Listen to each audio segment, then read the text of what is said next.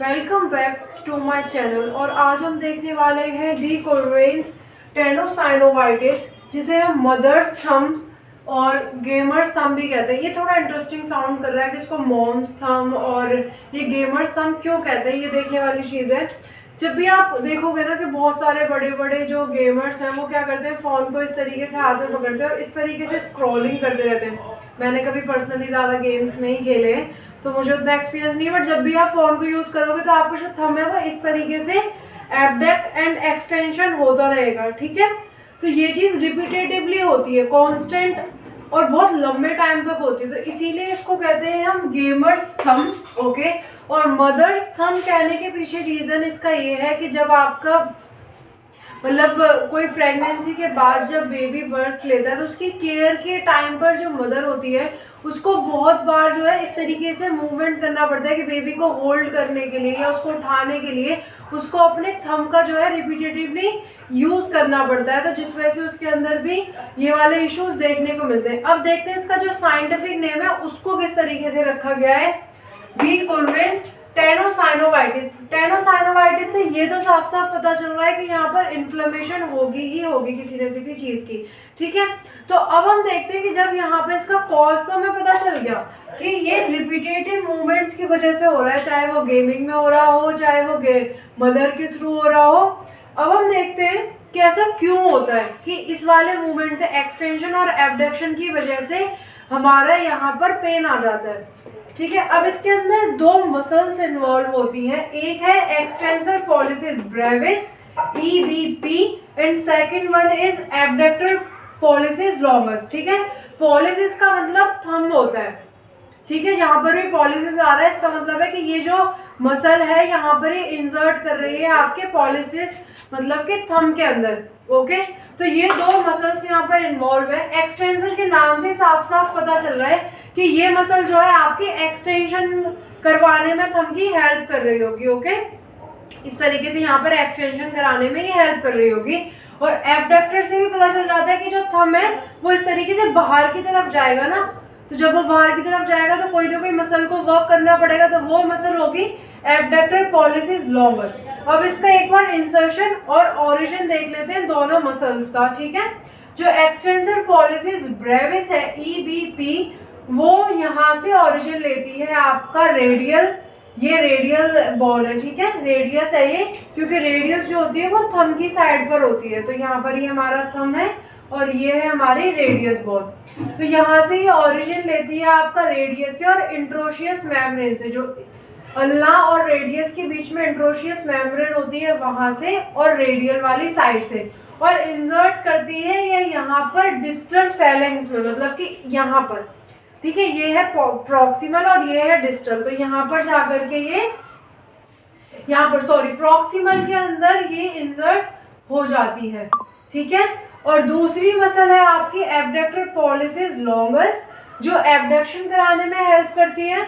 वो ओरिजिन होती है आपकी पोस्टीरियर साइड से, ठीक है, पीछे की तरफ से, और एंट्रोशियस मेम्ब्रेन में पीछे की तरफ से, रेडियस से भी और अल्ना से भी, दोनों की तरफ से होती है, और ये इंसर्ट होती है आपकी मेटाकार्पल पर। ठीक है, मेटाकार्पल जो है यहाँ पर ये जाकर के इंसर्ट हो जाती है। तो एक बार इसकी फंक्शनिंग देख लेते हैं, दोनों मसल्स का फंक्शन क्या है।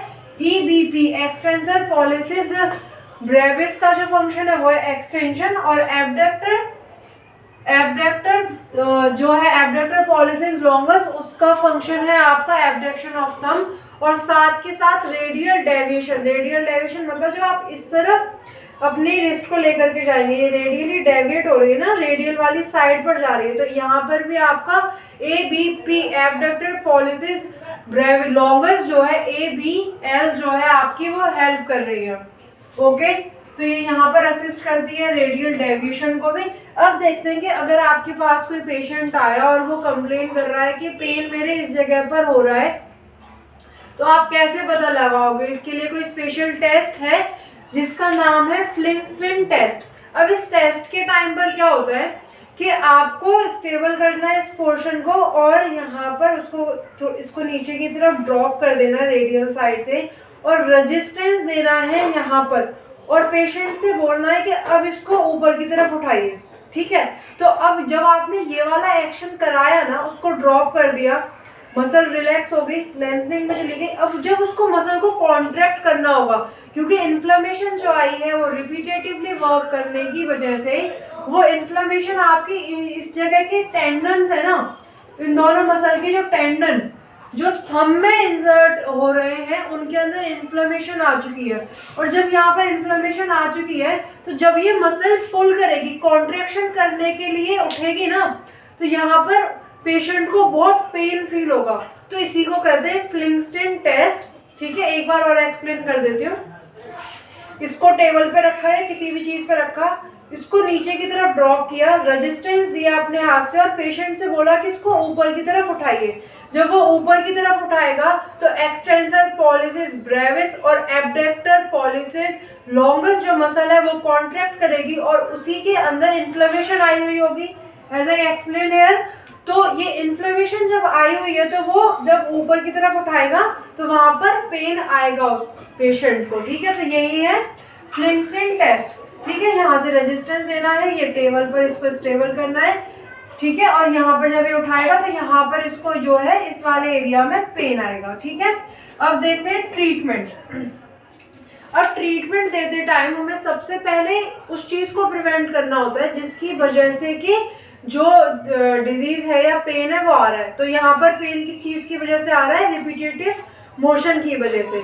ठीक है, तो सबसे पहले हम पेशेंट को बताएंगे कि टेक रेस्ट, आराम करो, हाथ को ये वाला जो गेम है उसको थोड़ी देर छोड़ दो। ठीक है ना, थोड़ा गेम बाद में खेल लेना, पहले आराम जरूरी है, थम बाद में भी तो चाहिए ना, और कामों के लिए गेम में नहीं होता सिर्फ। ठीक है, तो वहां पर उसको बोलेंगे कि ये जो पिंचिंग वाला मूवमेंट है आपका, इस तरीके से काम करना है, ये वाला जो है इसको रेस्ट कीजिए। स्प्लिंट पहनिए, स्प्लिंट जो है इसको कवर कर देगा और इसके मूवमेंट को होने नहीं देगा। ठीक है, उससे थोड़ा सा आपका प्रोप्रिसेप्शन जाता है कि अब ये चीज हिल नहीं सकती। ठीक है, थोड़ा सा मतलब वो चीज जो है एक तरीके से इसको कवर करके इसके मूवमेंट को रोक देगा। तो ये तो चीज हो गई आपकी एक एज अ प्रिवेंशन के, भाई कॉज जो है वो बच गया, स्प्लिंट पहन गई और वो सब हो गया, रेस्ट हो गया।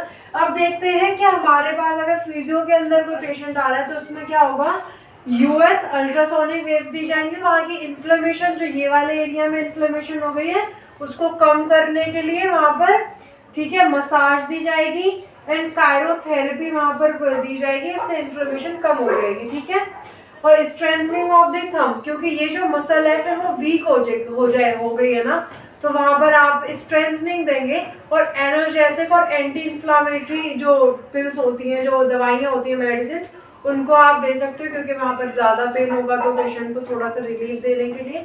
ठीक है, तो यही दो चीज़ें मेन थी कि कौन सी मसल्स यूज होती हैं और कौन सा जो टेस्ट है वो होता है।